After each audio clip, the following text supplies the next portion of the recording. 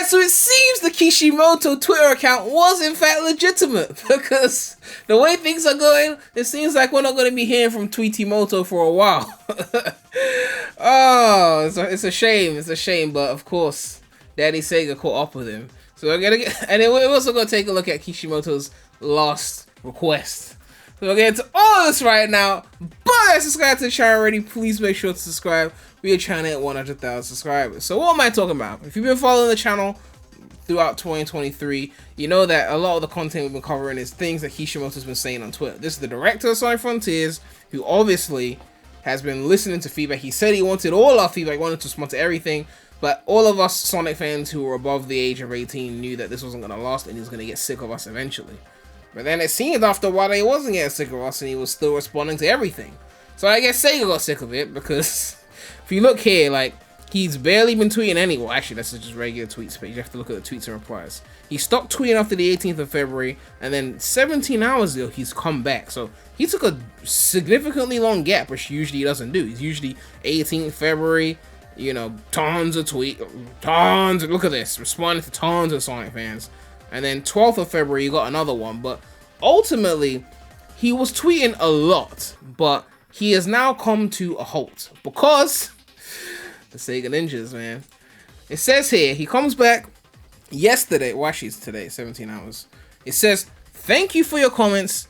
Interacting with all of you here has been very stimulating and encouraging. I had a valuable experience for a short time. I've done my best to answer everyone's questions, but now it's time to focus on the production of the update, so I'll refrain from answering." So his reason for refraining from answering is that he needs to focus on, you know, the Sonic Frontiers DLC update 1, which we're expecting within the next month or so, because the second one has to come out in June because it's a birthday update, so the first one's probably going to come out in March, April at the latest. But nonetheless, he's using that as the reason why he can't respond, even though, like, what, are you saying you weren't developing this whole time? Like, are you now having to respond? He also responds to that tweet and says, "But no matter how busy I am, I'll continue to read your comments. I'm sorry." So he's saying that he's too busy to respond, but not busy enough that he can still read everything. So he's gonna read every single request that they tweet at him and just not respond.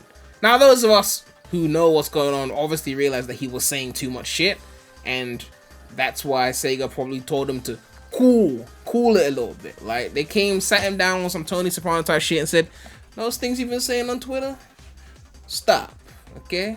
We are done with that, okay? No more tweets." And he just has to, because I mean, he gave us so many things, right?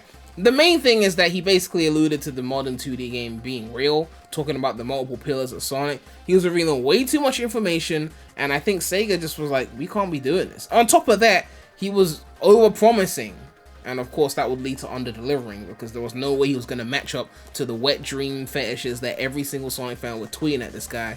Like, we want the controls and physics to be like this. We want the mechanics to be like that. Can you add these characters? Can you put in the Freedom Fighters? Can Sonic and Amy be a relationship? Like, and he's just like, "Thank you for your tweet. We will consider." And he's considered like 500 different, let's be real, conflicting things. Because one person's going to be like, "Can we make the games easier? Thank you for your consideration. We will consider it.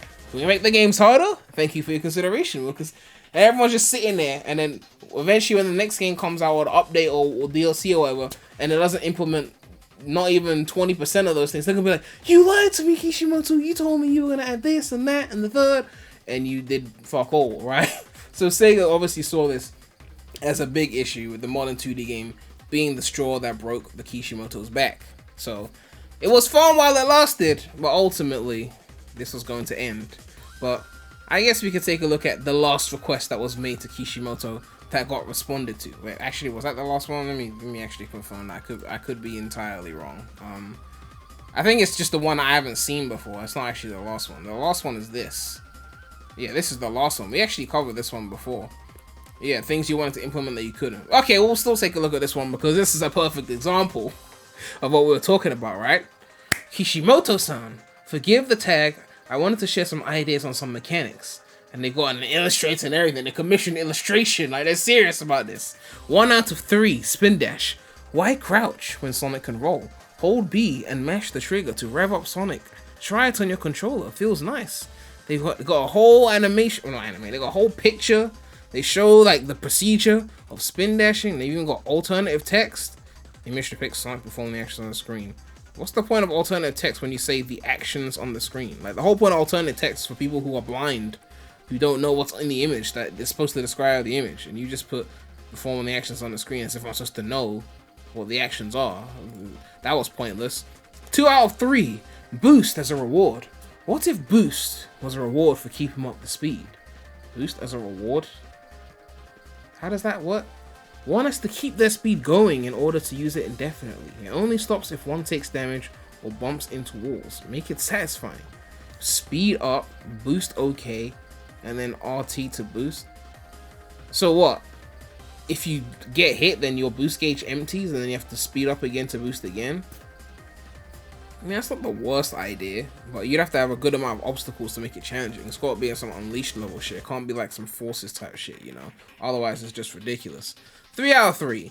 Bounce and drop dash. Bounce was satisfying in Sonic Adventure. Let's get it back. Well, the bounce wasn't in Sonic Adventure. It was in Sonic Adventure 2. If you're going to be making illustrations and tweet threads of requests, you best get your facts right. I'm just saying. Also, the drop dash feels awkward with the double jump. I mean, that is true, to be fair. Why not make it so it charges if you hold the crouch button? Instant acceleration. If you hold the crouch button. I mean, oh, you mean so like the B button? I mean, wasn't that mapped to the stomp though? I mean, okay, if you hold it. Okay. I don't know. I mean, there's so many mechanics in Frontiers that'd be a lot tougher to like factor that all in. Like, because if B is the stomp, then I guess holding B could be the bounce, which means there wouldn't be anything left for using B as a drop dash button, you know?